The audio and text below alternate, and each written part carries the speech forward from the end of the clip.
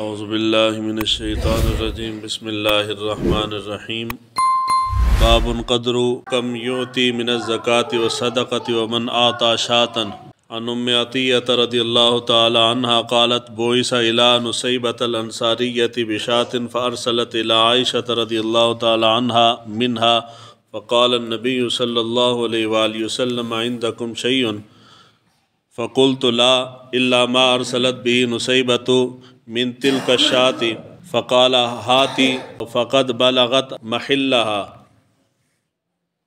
حضرت ام عطیہ رضی اللہ تعالیٰ عنہ روایت کرتی ہیں کہ حضرت نصیبہ انصاریہ ان کے پاس ایک بکری بھیجی گئی، انہوں نے اس کا کچھ حصہ ام المومنین حضرت عائشہ صدیقہ رضی اللہ تعالیٰ عنہ ان کی طرف بھیج دیا۔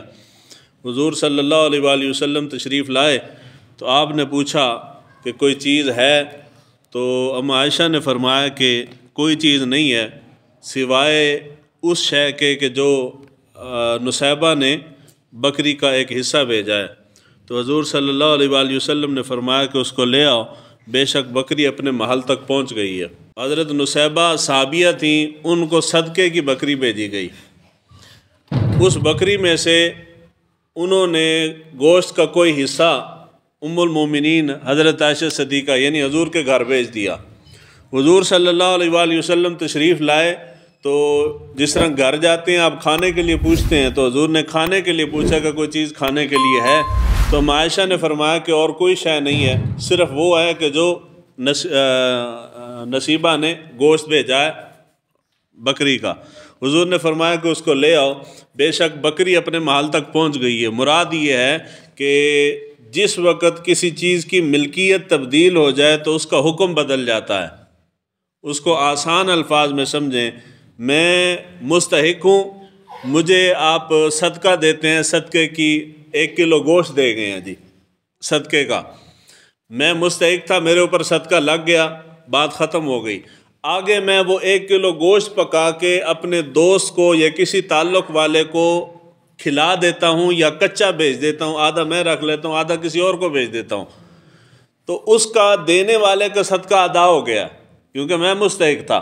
آگے میں جس کو مرضی دوں اس سے کوئی فرق نہیں پڑتا۔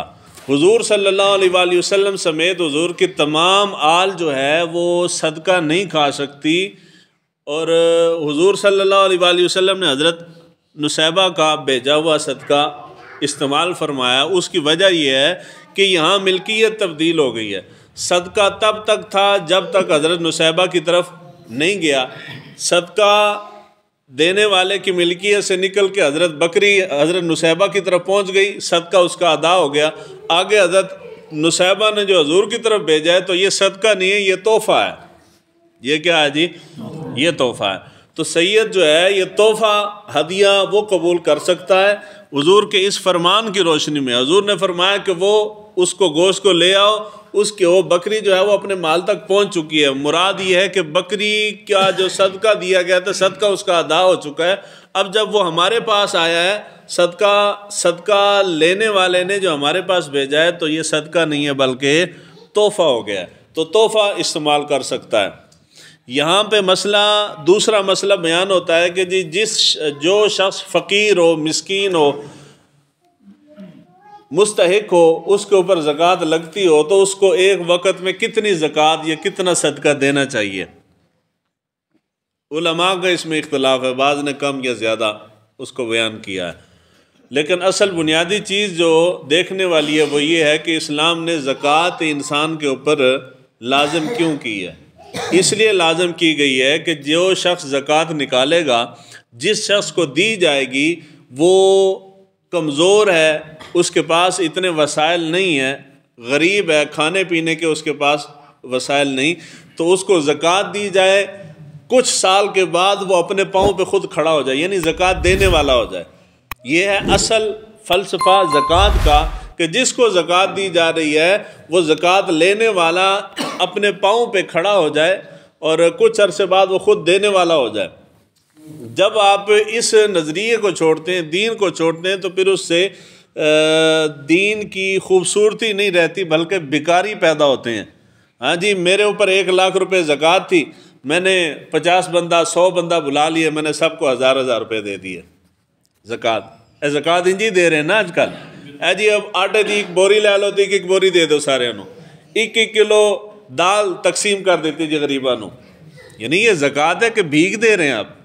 زکوٰۃ یہ ہے کہ آپ نے 1 لاکھ روپیہ زکوٰۃ بنتی ہے، 2 لاکھ بنتی ہے، 3 لاکھ بنتی ہے، کسی شخص کو، ایسے شخص کو 1 یا 2 کی مدد کر دیں تاکہ وہ اپنے پاؤں پہ کھڑا ہو جائے، اگر مقروض ہے تو قرض ادا ہو جائے، اگر اس کا کوئی اور مسئلہ ہے تو وہ اس کا مسئلہ حل ہو جائے، کوئی روزگار کا کوئی ذریعہ بن جائے۔ اگر ایسا نہیں کریں گے تو 1000 روپیہ 2000 روپیہ زکوٰۃ دیں گے تو وہ زکوٰۃ کا اصل مقصد روح فوت ہو جائے گی، اس کو کوئی فائدہ نہیں ہے، نہ دینے والے کو فائدہ اور نہ لینے والے کو فائدہ ہے، اور نہ ہی دین کا کوئی فائدہ اس میں۔ تو اصل مقصد اور مراد یہ ہے کہ جس کو بھی زکوٰۃ دی جائے اس کو کوشش کریں زیادہ کے اوپر نظر نہ رکھیں، تھوڑے کے اوپر نظر رکھیں، 1-2 بندوں کو دے دیں تاکہ ان کی کوئی ضرورت پوری ہو سکے۔ حکومت دیتی ہے تو وہ بھی اسی طرح، جی یونین کونسل سارے جمع ہو جاؤ، مستحق سارے نو زکوٰۃ دیتی جا رہی، زنانیاں جا کے بیٹھے انہیں سارا دن بہ کے کی لبا جی 1000 روپے 2000 روپے لب گیا جی، اور 2000 کو کیا کریں گے جی؟